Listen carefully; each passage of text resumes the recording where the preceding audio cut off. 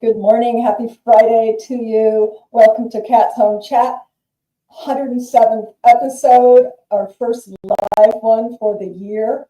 I want to ask you a question. Are you ready to live your best life and have your best life come alive in 2025? I know you are. And if you'd like to find out how we're going to give you some solutions for what we feel is a reality, and statistics support it, that 80% of resolutions fail by February. So resolutions don't work. And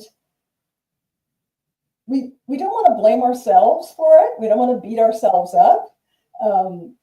We just need to understand what are the dynamics behind it.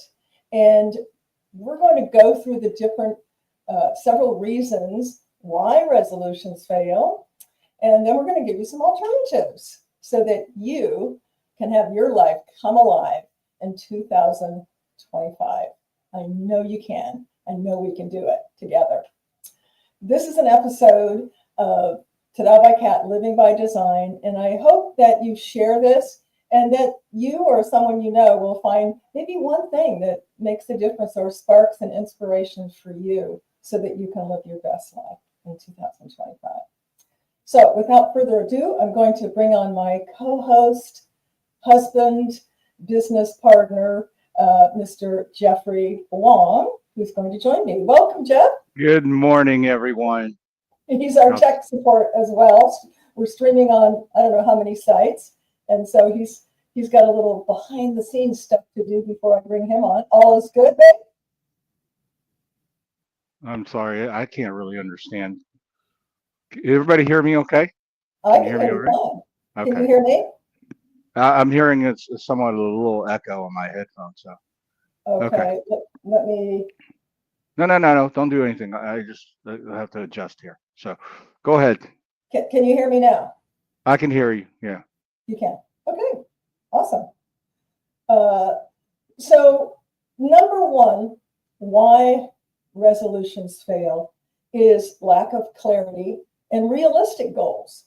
So, oftentimes they can be vague, like I want to get fit, or I want to be happier. Those are very vague, and unless we break them down and make them more specific, it's hard for us to have a plan and to follow that plan to fruition. Number two is motivation. This is a big one. In fact, it's funny, when preparing for this episode, I was scrolling on LinkedIn and I saw a little clip, or what he calls a 10-second elevator message from my son, who is the CEO of Kingdom Mine Investments, along with being the CEO of Sherman Portfolios.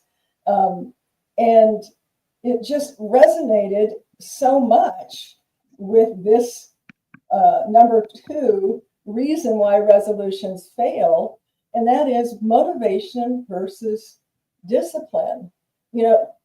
Most of us, or many of us, have gone to rah-rah seminars. Think of a Tony Robbins seminar, high impact, high energy, where we're pumped up, we're ready to go, we're excited, but then it fizzles out. And the statistics share with us also that there's a very small percentage who then go home after these motivational seminars and actually put into action what they've done. So I'm going to play you this little 20-second clip from Adam Weisner, my son, full disclosure. What happened? I don't see. Here we go. Intelligent, but lack discipline, and it's hard for them. But I've never met somebody who has discipline that didn't generally do well. Technical. Here we go. We're going to start from the beginning. It's only 26 seconds. Here we go. 15 seconds of elevator advice. Discipline is greater than motivation. If you have discipline, you don't need motivation. I've met a lot of people who have been extremely intelligent but lack discipline, and it's hard for them. But I've never met somebody who has discipline that didn't generally do well across a broad range of categories. 15. Okay. Let's see, how do I remove that? So poignant and right on, discipline over motivation. Tying into what I just said about, you can be motivated, but if you don't have discipline, which is really, setting up habits, consistent habits. I know you've quoted many times, Jeff. Can you hear me okay? Yeah. You've quoted many times. What's the Bruce Lee quote about? Do you like water? No, repetition. Oh, rather, well, I don't think that's Bruce Lee. I actually got that from, I believe, Tommy Lasorda, the old manager for the LA Dodgers. Anyway, the saying is repetition is the mother of all skills. Repetition is the mother of all skill. And, how do we get repetition? I used to tell myself, I'm kind of old school. I've got to have my, yes, I have a digital phone, but I have a planner. I need it written down. If something's not on my calendar, in this book or on my phone, it's not going to happen. Right. So it starts with planning, but then it's repetition. And that's where, as Adam talks about, it's the discipline, to put it on your calendar. It's the discipline to get up and actually do it, to take action. And before we go much further, I want to give just a quick plug, with my son's permission, for Kingdom Mindset Investing. At Kingdom Mindset Investing, their mission is to connect people with businesses that embody biblical principles and are committed to actively stewarding their time, talent, and treasure. Purpose beyond profit. And if that sounds like something you as a business or an individual would like more information, you can go on LinkedIn under Kingdom Mindset Investing. And that's my commercial for my son, and thanking him for letting us use his clip. Very proud of him, if you can't tell. Okay, so that's such a key one, motivation over discipline. Before we go to number 3, Jeff, is there anything that you want to add to that reason why resolutions fail? No, not at all. Just keep going. Okay, so number 3 is the all or nothing mindset. We've all done that. Sometimes we set too big of lofty of goals, and then we feel like we've failed. Perfectionism and rigid rules can really derail our progress, instead of, kind of going, okay, let me take this one step at a time and break it down into accessible, successful goals to build on to the next one. So what might that look like? We're going to talk about it in the ways that you can get out of this loop of setting up goals and not having them come to fruition. So number 4 is misaligned goals. Goals that lack emotional resonance are harder to achieve. And what does that mean? Well, maybe you're setting a goal that is important to someone else, but really not you. Sometimes we have to do that in business, depending on what our jobs are, who we work for. But hopefully you're working for someone that you are aligned with their vision and their goals. Much like I just described Kingdom Mindset. Their clients are going to be so aligned with, the purpose beyond profit mentality that how could they not, have goals and be resonating with those goals and have them misaligned? It just wouldn't happen. So something to think about there. Number 5 is no system of accountability. So, some people are more comfortable than others with having accountability, but even if you don't have a group or a person or a spouse or a partner, there's apps out there with technology today. You can set up an accountability, and really, I've always liked competing with myself. um, playing games with myself to see how I can stretch, a reasonable stretch, and set those up and see that I meet them. What are your thoughts on that accountability aspect, Jeff? Well, accountability, from what I've noticed, is that everybody gives up too early. So and they take the accountability aspect of it out of the equation by making excuses, by making their own decisions in regards to why it failed. Justification. You know what I mean?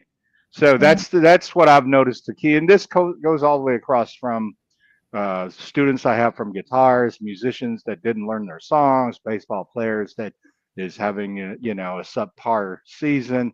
In when you look at the aspect of commitment, you soon realize their commitment's not there. Right? So that's really, I mean, that's a really great point, because it goes back to, well, maybe your goals are misaligned. Maybe you're taking guitar because your dad wants you to, and you don't really love it. You'd rather take drums. That's from a kid's perspective, but definitely, you've got to have a heart, a passion. It has to be aligned with the fabric of who you are.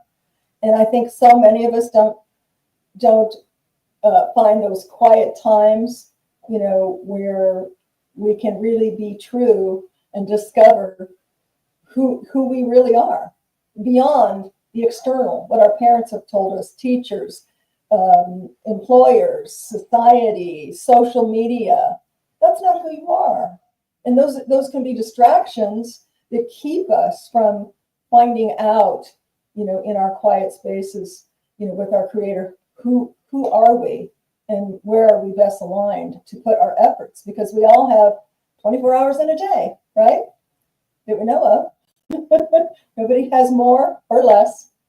So yeah, I think that's key. Like you said, lack of emotional, or commitment, so you don't sustain it. You don't sustain it. And so it is helpful for those that need it to say, you know what, hey friend, I'm going to check in with you once a week or once every 2 weeks or whatever to see, how are you doing? Are you still on target? Is this still something you want to do? And it's not to say that we can't adjust, change, delete, add to our goals, right? Because we're living, breathing, moving, dynamic human beings. And sometimes, as we had September 1st, God comes in and says, I'm going to do something for you, and now you're going to change. Or we just have a change of heart, a change of mind, a change of circumstances. So, don't think that you can't change, adjust, delete, or add. I would say always be refining and revising as needed. Would you agree, Jeff? Yeah, you do have to revise and make it fit. I still think that the key aspect of these resolutions, especially the number one failure to resolution, is the lack of understanding to self commitment, to self decisions, to, I think to establish a cornerstone that's of importance. And let me elaborate by saying it this way. Most I've seen that has this problem have never refined anything in their life in a long-term schedule. Well, what I mean by is that, if you didn't do anything past 6 months to a year, you just don't have any kind of reference point about commitment for the long haul to see results that's bigger than what you can get immediate. So therefore, you never really understand the results or the comings of the rewards from the big picture. It's always, I wish I could do this, when like, especially when I was around the piano business a lot, I hear so many parents say, I wish I would have stuck to it. I wish I could play piano. I wish. And yet that stops very short of the wishings. Well, have you tried? Yes. Well, how long did you try? Well, I took it lessons for like 6 weeks. Well, that isn't anything. I mean, if we were to say, okay, we're going to put your kids in school and we're going to graduate them in 6 weeks and they're going to go out to the world, everybody would laugh and go, that wouldn't work. 6 weeks Yeah. is not enough, Yeah. right? Well, I'm going to stop you right there. Jeff is such an excellent point, and you've got to have that tenacity. It ties right in with a little section. We have a lot of material to go through, and I want to cover it all in our time frame. We might go over a little bit, but the science for lasting change, as I've researched, is many of you have heard about the book. We're going to refer to books in this segment. One is The Power of Habit by Charles Duhigg, and he talks about understanding habit formation can lead to sustainable results. Now, I'm going to talk later about, through the subconscious mind, through something that I'm entering into as a study and practice to the subconscious mind. But many of you know that it takes 21 days to form a habit. So, studies have shown that over and over again. So if you can just commit to something new, and again, break it down into segments, don't make it over saturated so that you do set yourself up for failure. 21 days, you've ingrained really what they call neuroplasticity, okay, which is it's a concept where the brain rewires itself to support your new behaviors. And science and has supported that. One of my favorite gurus, gosh, now I can't think of his name, but talks about the neuroplasticity and rewiring the brain. So the role of identity is another point that I want to bring up, and that is in order to achieve those lasting results, you want to have align yourself with a sense of self. So what does that look like? It could be, I am a healthy person, as opposed to, I want to lose 50 pounds or I want to lose weight. And it's okay to put a number on that.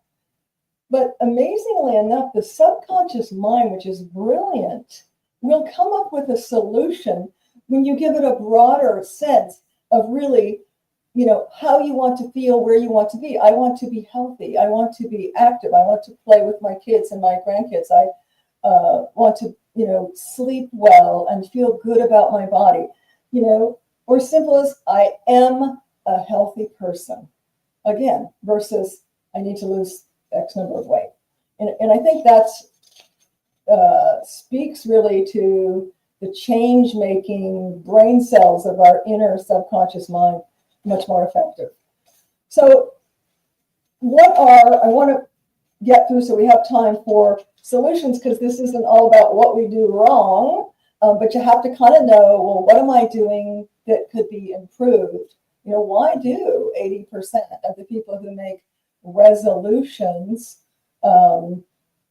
fail? First off, and I talked about that a minute ago, is to set an intention. What is your intention? To be healthy. Your brain knows how to be healthy. All of those things. As opposed to this time I will lose 25 pounds. When you don't hit that at that time, you're going to feel like a failure. So I think this will help. Setting an intention instead of a resolution, create a sense of calm and a sense of confidence for the new year. So that's the first alternative that you might want to think about. The second is to break the goals into micro steps. There used to be a saying, I'm probably dating myself, but how do you eat an elephant? Well, I don't eat elephants, but one bite at a time, right? That kind of says it all. Like, don't say, I got to do the whole thing. I read something, because I, like many of you, struggle to, keep gain 20 pounds, that kind of thing. And I read something that made so much sense. And that is that, number one, exercise is accumulative. And I had this aha, like, what? You mean I don't have to go to the gym and sweat for an hour, 5 days a week? And then I read another study that said, if you're at a desk, if you just get up once an hour and walk around your cubicle, your house, whatever, for 3 minutes, you will have done as much exercise and as much benefit to your body as taking a 30-minute walk. I was just like, ooh, wait a minute, I can do that. So I set the timer and I did that. Now, honestly, I got bored with that after a while. So this year, what I'm doing, full disclosure, it's going to sound kind of funny, but I do when I'm working from home, I drink a lot of water and I go to the bathroom quite a bit, like I tinkle. So every time, my commitment to myself is I don't do 50 or 100 squats in one setting, but I do 10 to 12 every time I go to the bathroom. Guess what? By the end of the day, I've done 100. So stay tuned. I'll have to check in with Jeff to see if my backside has been improved with all these squats. But I say that to share with you how incremental action is so powerful. And it's so much easier to go, yeah, I can wrap my brain around that. I can include that into my day. It's not overwhelming. And I'm not going to give up because I'm still going to be going to the bathroom. And how long does it take to do 12 squats while I'm in there before I come out? Right? So if you're wondering what I'm doing in there, Jeff, that's what I'm doing. So in this one article, they talk about use the 1% better everyday approach to focus on manageable actions. So an example of that would be what I just mentioned to you, the 12 squats every time I go tinkle. Another example could be instead of run a marathon, how about run for 5 minutes 3 times a week? Easy peasy, right? So before we go on to the last 3, is there anything on that, Jeff, that you wanted to mention? We're at 22 minutes. No, keep going. Just Okay. make sure, enunciate a little bit clearer because I notice your microphones start to muff. Oh, is it? Okay. Yeah. 2 microphones on here. Is this Yeah, better? technical stuff on the podcast, Is right? this better? Hello? Between this, no, this is a prop. This is a mic. Okay. So another suggestion is adopt a theme of the year. Choose a guiding word or phrase. So we, came up with for 2025 for our podcast, Your Best Life Will Come Alive in 2025. You can come up with your own, but it's broad. That's not specific, it's broad.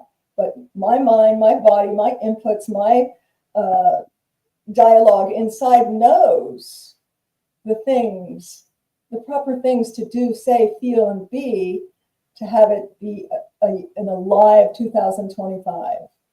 And that will mean something different to you. Come up with your own theme or word. I know a lot of folks for the new year will have a word. Last year we had, be more in 2024. So come up with your own, make it fun. Come up with a word or a theme and read it, say it, write it down. We're not going to talk about vision boards. That would be a whole nother segment, but if that works for you, I do encourage you, whether it's pictorial or simply writing it down somewhere where you will read it and see it every day to remind you, we have a lot of distractions and it's a busy life that we all live in.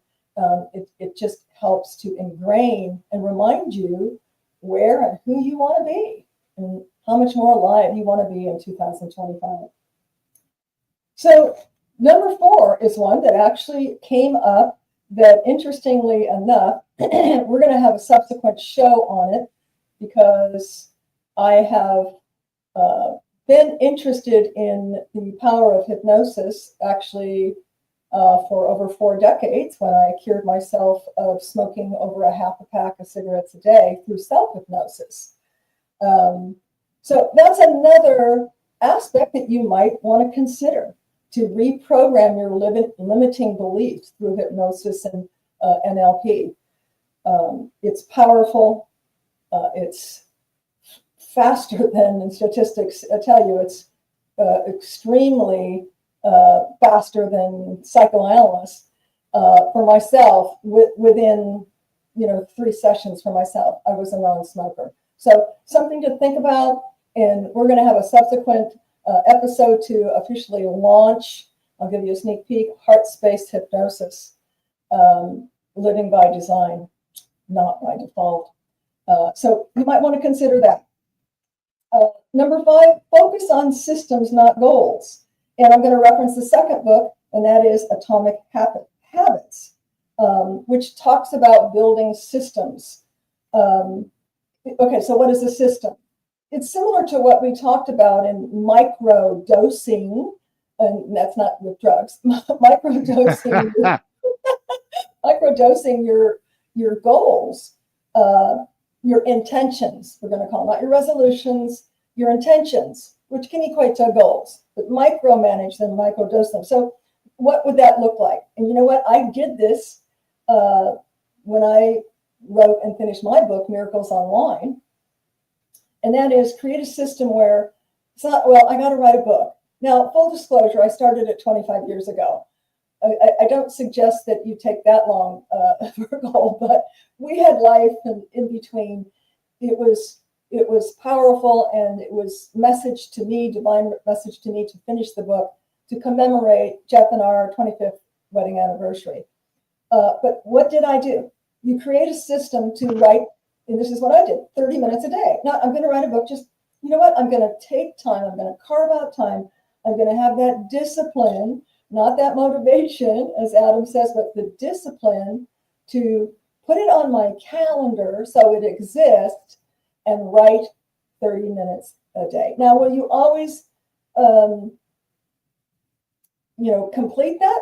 Maybe not, but that's okay. I'll give you an example. I made a commitment that I'm going to input 3 poems into the computer that I've written, which is going to be my second, well, really third book on poems, yet to be named.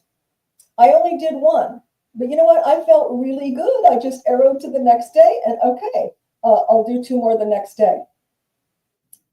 Because, if we don't write it down, if we don't do it, even if it's micro, we're going to look back and we'll be right where we started, right? So that, I think that's really important. So I'm going to quickly go through 3 exercises that you might want to try. Okay.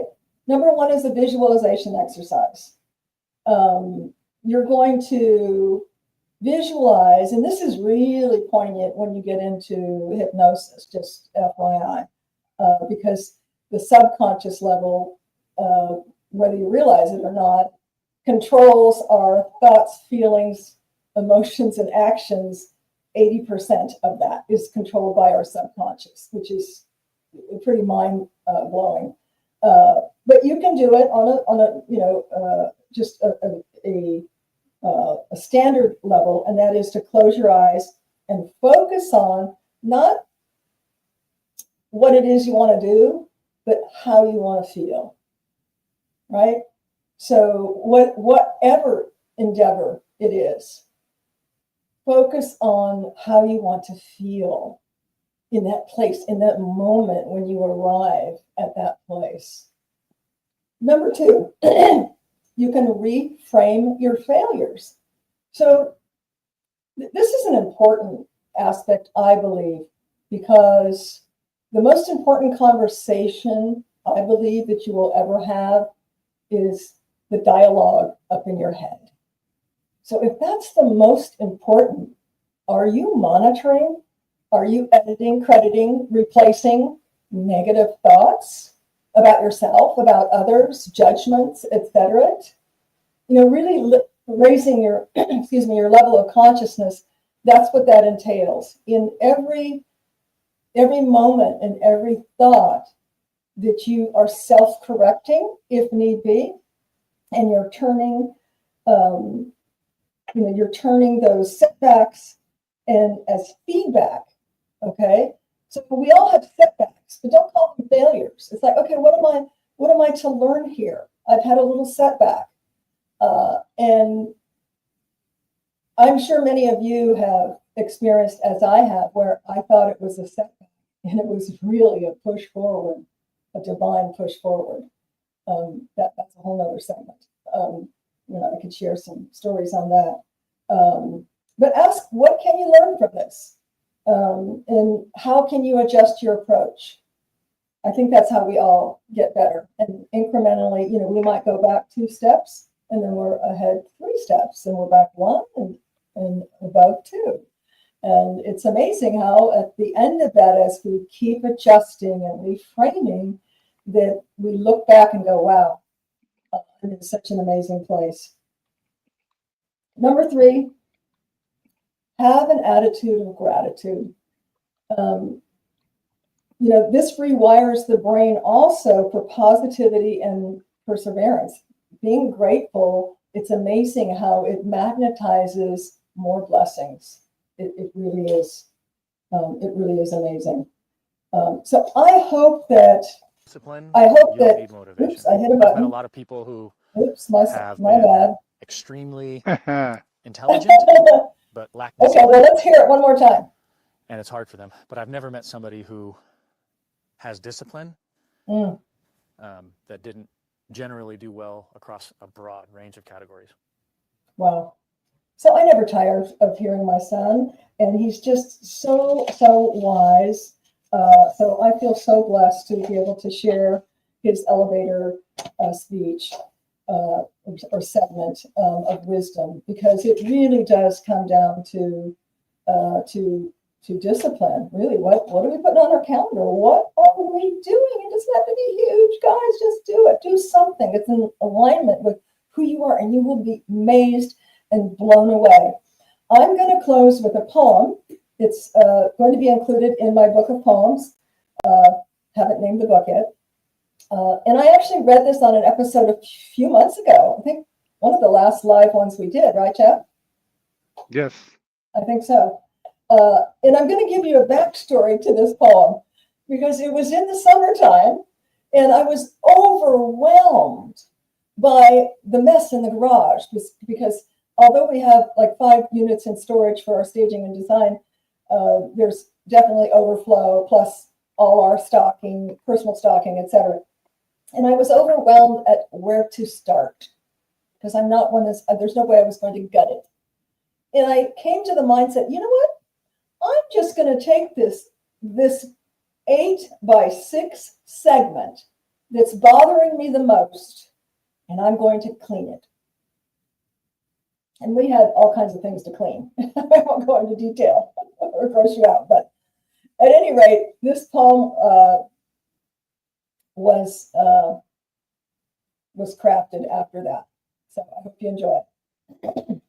It's called The Prize is Waiting.